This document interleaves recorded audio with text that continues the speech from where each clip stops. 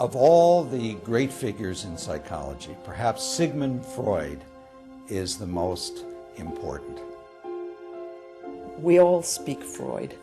Every time we turn around and say, oh, he's so anal, or that person is a control freak, or talk about Freudian slips, or even speculate about the meaning of our dreams. He was an intellectual, he was an eccentric. At times he was an abuser of substances. I think history has been complex in its relation to Sigmund Freud. He's both valued and devalued. He's idealized and he's denigrated. In 1938, during the last year of his life, Sigmund Freud was old and sick, but his mind was still sharp. I discovered some important new facts about the unconscious.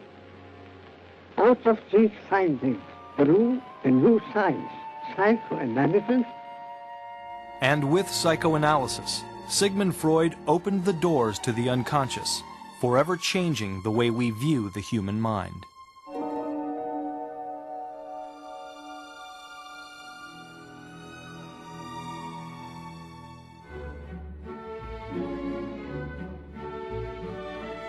The late 1800s marked the end of the Victorian Age, a period of extreme puritanical restrictions.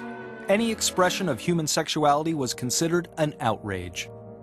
Respectable women only went to their doctors with a chaperone. Personal matters were never discussed in polite society. Professional therapists didn't exist, and people with psychological problems had nowhere to go. Mental patients were treated like outcasts. They were put in asylums and received antiquated, and in some cases, even barbaric care. Treatments included alternating hot and cold baths, lengthy periods of drug-induced sleep, and in some cases, brain surgery that resulted in death.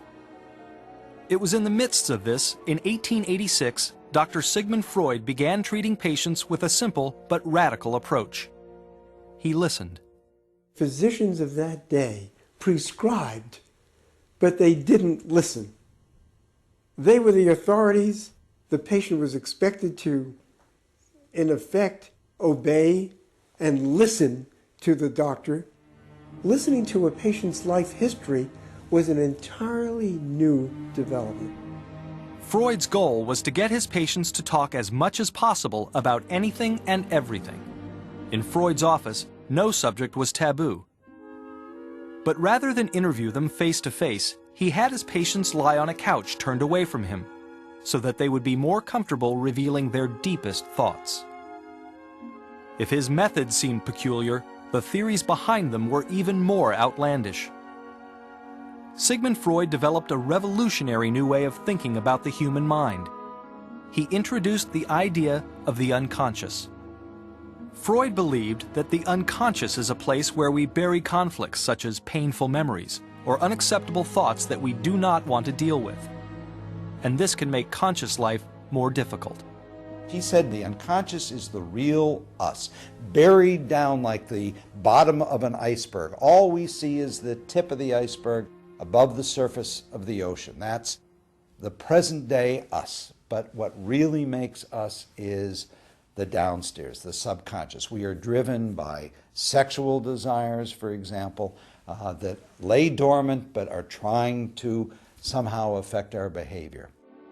Freud was convinced that if his patients could bring their repressed thoughts to the surface through conversation, they would have to confront them. This alone could diminish their anxieties and eventually relieve them of their symptoms. This central Freudian notion of the unconscious mind is the one that everyone has to deal with, whether they accept it or reject it. They cannot ignore it. There aren't that many ideas within the history of ideas that have that kind of galvanizing power.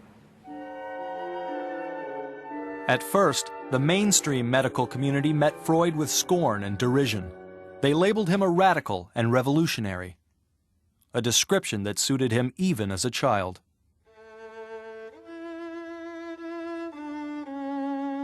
Sigmund Freud grew up in a poor Jewish neighborhood in Vienna. As a boy, Sigmund was a brilliant, ambitious, and opinionated student. At school, I was always the bold oppositionist, always on hand when an extreme had to be defended. One could say that, in a certain sense, as we look at Freud's accomplishments, that he was already at a very young age in a class by himself.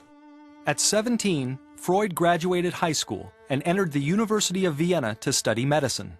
Medicine was a good way for a young Jewish boy who was very bright to make a career for himself.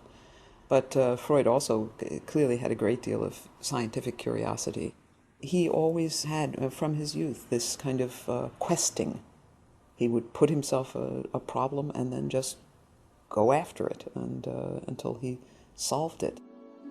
In 1882, Freud began an internship at the General Hospital in Vienna, and for the next 3 years, he experimented with a number of different specialties, including neurology.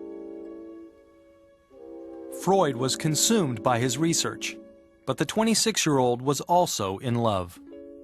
It was during his internship that Freud met Martha Bernays, a lively, intelligent woman. Martha came from a good Austrian family.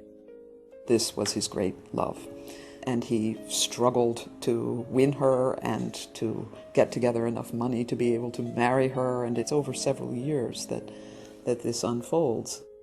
Only one thing stood in their way. Sigmund Freud was unknown. He would have to make a name for himself first. Freud redoubled his efforts at the hospital. He dreamt of making a discovery that would make him famous, wealthy, and benefit mankind. He soon pinned his hopes for fame and fortune on a little-known drug, which seemed to hold great promise as an anesthetic and as a treatment for exhaustion and depression. It was cocaine. Freud believed in cocaine so much that he began using the drug himself, and even sent some to Martha. Freud said cocaine helped him relax in social situations and made him feel more like a man. You perceive an increase in self-control, more vitality and more capacity for work. This result is enjoyed without any of the unpleasant aftermaths which accompany exhilaration from alcoholic means. Anxious to capitalize on his discovery, Freud published a paper extolling the drug's virtues. But Freud deeply regretted his haste after the drug's addictive properties became known. It was a huge blow for Freud professionally. It was a source of great disappointment for Freud because he had hoped to be the discoverer of local anesthesia, cocaine being first used effectively as a local anesthetic. It's possible that Freud even thought it had certain aphrodisiac qualities.